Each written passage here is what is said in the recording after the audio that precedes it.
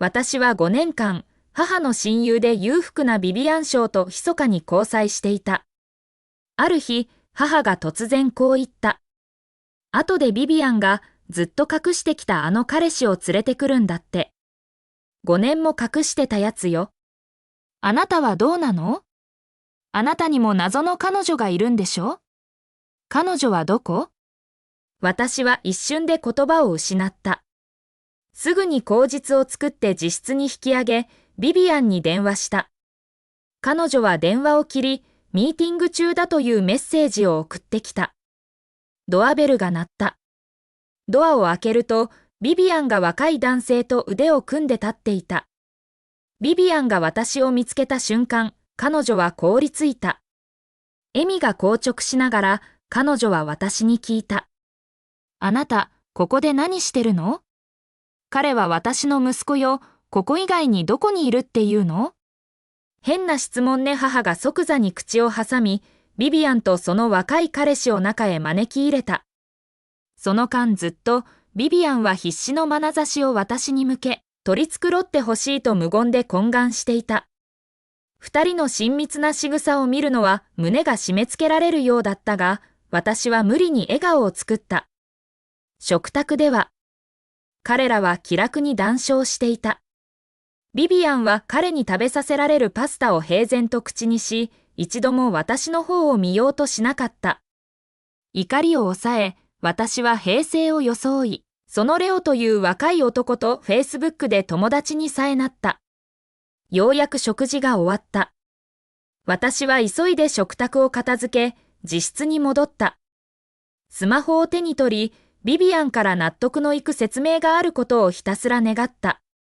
しかし、夜になっても彼女からの電話はなかった。もう我慢できなかった。彼女に電話した。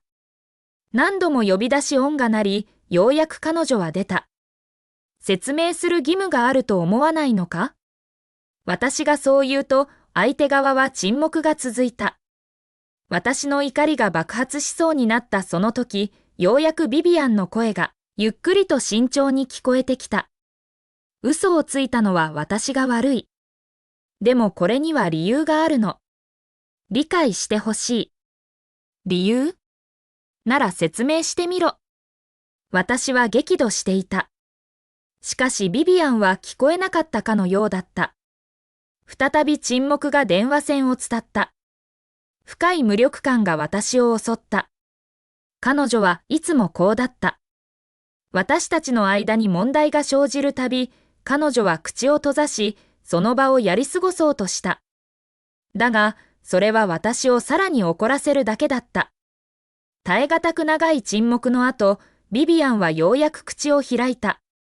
用事がある。切るね。そう言って、彼女は電話を切った。切断音を聞きながら、喉が詰まったように息が苦しかった。5年間、私は彼女を大切に気遣い、慈しみ、愛してきた。それなのに、私は相変わらず秘密の恋人で、彼女の生活からは隠されたままだった。彼女は決して私を自分の世界に入れようとせず、デートでさえ、誰にも知られていない場所ばかりだった。多分、母がいるからだろう。あるいは他の理由が。思いにふけっていると、スマホが振動した。手に取ると、ビビアンの若い彼氏、レオからのメッセージだった。彼は宝石店の位置情報を送ってきた。私が困惑していると、次のメッセージが届いた。エヴァン、ビビアンが明日オーダーメイドの指輪を店に受け取りに行ってくれないかって。レオの言葉に私の胸に再び希望が灯った。時間も気にせず、ジャケットを羽織って飛び出した。すぐに私は宝石店に着いた。店員は私を見るなり、さっとオーダーメイドの指輪の箱を手渡した。あなたがレオさんですね。ビビアンさんから事前に連絡がありました。あなたが来たらこれをお渡しするように、とのことです。最高級の南アフリカ産ダイヤモンドです。一つ一つが7カラット。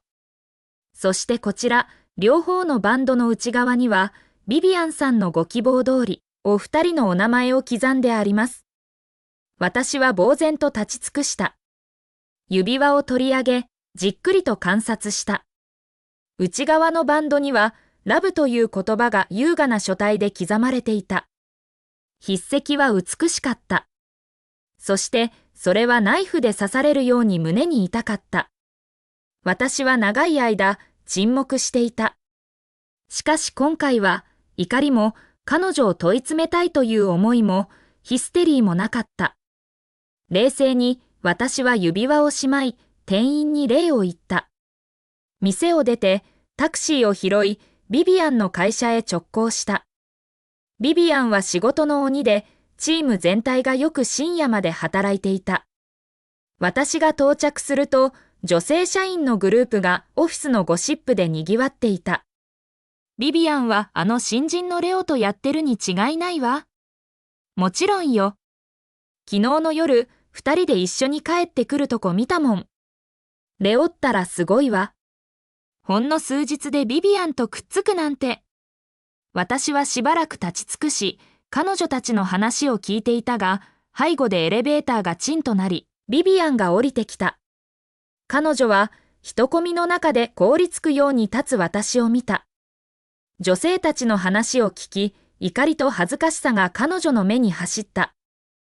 なんてでたらめをほざいてるの？仕事に戻りなさい。ここはおしゃべりする場所じゃないわ。グループはチリチリになり、慌ててうつむいて仕事をするふりをした。それから彼女は私に向き直った。ついてきて。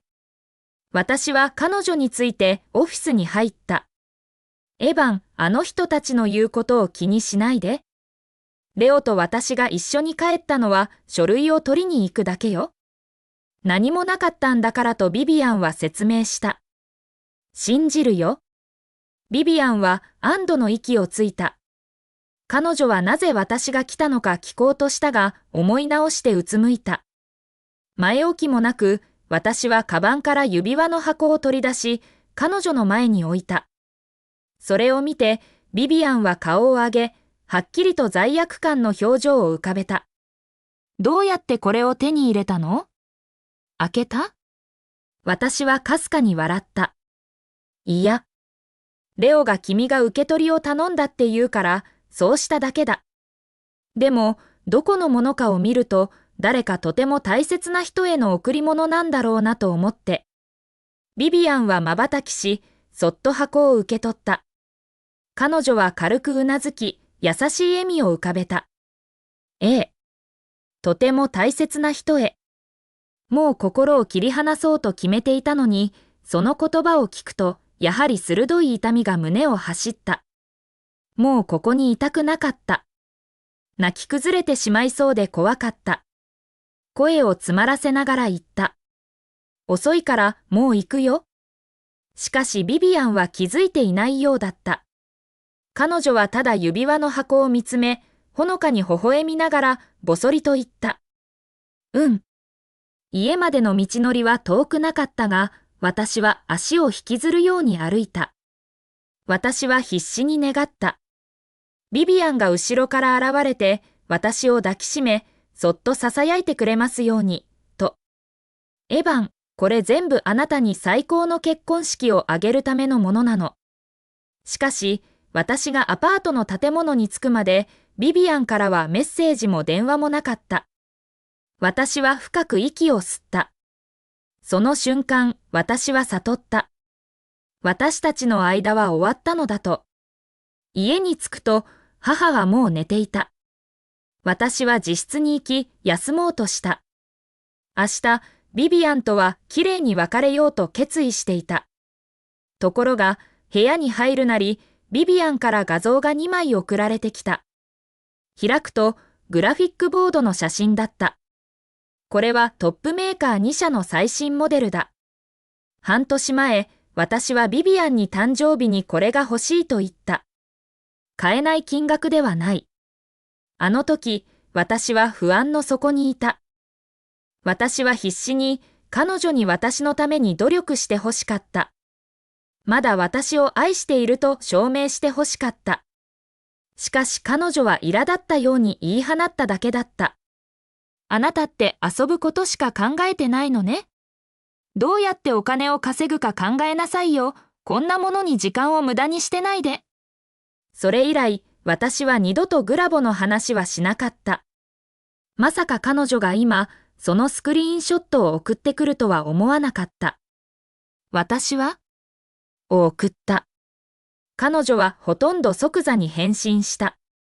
男の人に送るならどっちがいいと思う？私に知識がある話題だったからか、それとも他の理由か、私はすぐに返信した。仕様と違いを真剣に説明した。彼女は嬉しそうだった。私たちは朝の3時過ぎまで話し、彼女が家に帰って寝るから明日また話そうというまで続いた。私の心は愚かな希望に踊った。私は反射的にこれが彼女の謝罪で、こんな高価な贈り物を私に買おうと考えているのだと思い込んだ。しかし、突然ある考えが頭をよぎった。私はレオの Facebook ページを開いた。スクロールして私は固まった。愛する人がいれば、その人の好みは全部わかってるものだよね。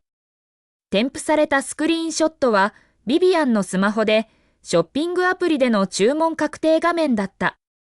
注文された商品は、まさに私たちが何時間も議論したあのグラフィックボードそのものだった。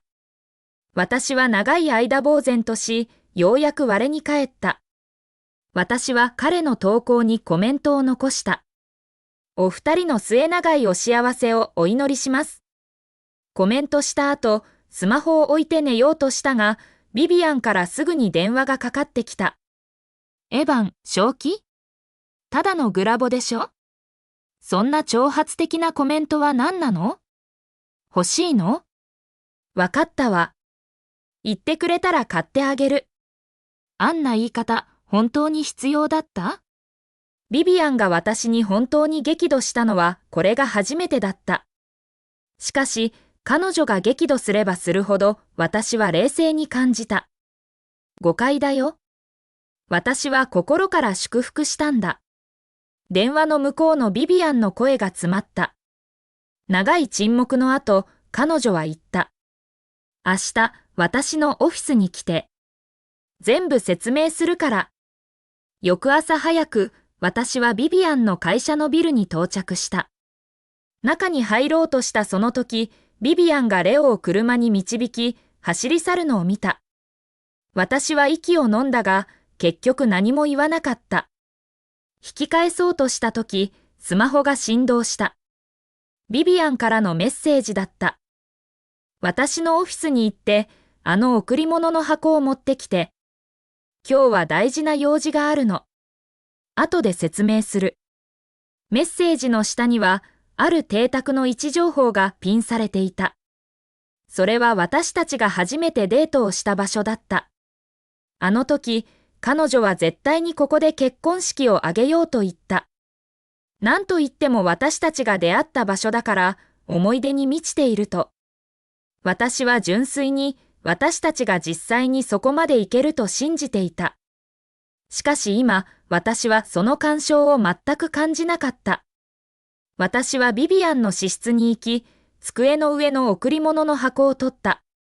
去ろうとしたとき、さらに従業員の噂話が耳に入った。今日はレオの誕生日らしいよ。今知ったの？ビビアンがさっき祝いに連れ出したよ。噂では数百万もするスーパーカーを送ったらしい。ああ、レオが羨ましい。何が羨ましいの？ビビアンの夜の姿を知らないからだよ。ビデオまで持ってるんだ。見てよ、レオ、あちこち傷だらけ。私は一瞬凍りつき、そして自重した。エヴァン、お前は一体何を望んでいたんだ？お前は最初からずっと笑い者だったんだ。タクシーを拾い、邸宅へ向かった。すぐに到着した。